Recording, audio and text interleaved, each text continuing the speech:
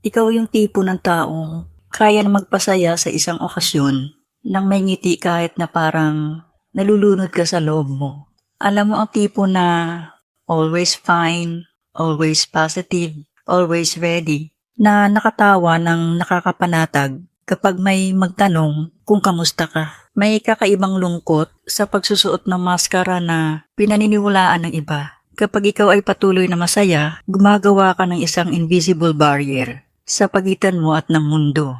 Ang mga tao hindi makakonekta sa hindi totoo at hindi mo maramdaman ang tunay na nakikita kapag ikaw ay nagtatago sa likod ng pagkukunwari. Ang kabalintunaan ay ang ating desperadong pagtatangka upang maiwasan ang pabigat sa iba o magpakita na mahina.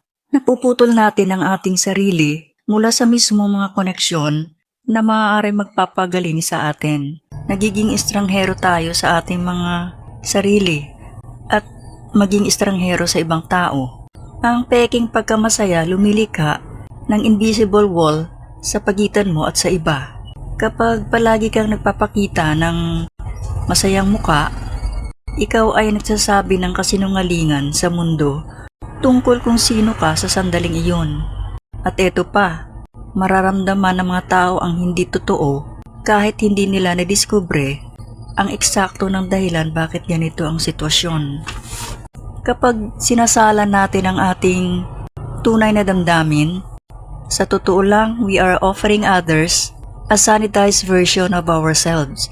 Hindi talaga nila tayo makikilala. Suportan tayo, konekta sa atin sa mas malalim na antas. Mahuhulog sila sa isang karakter na nilikha natin, not the person we actually are.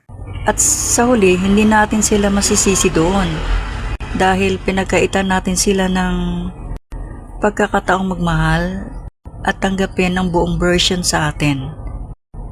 Ang resulta, mas lalo tayong mag-iisa kaysa dati. Napapaligiran ng mga taong nakakaalam sa ating pinakamagandang araw. Thank you for watching. Please subscribe.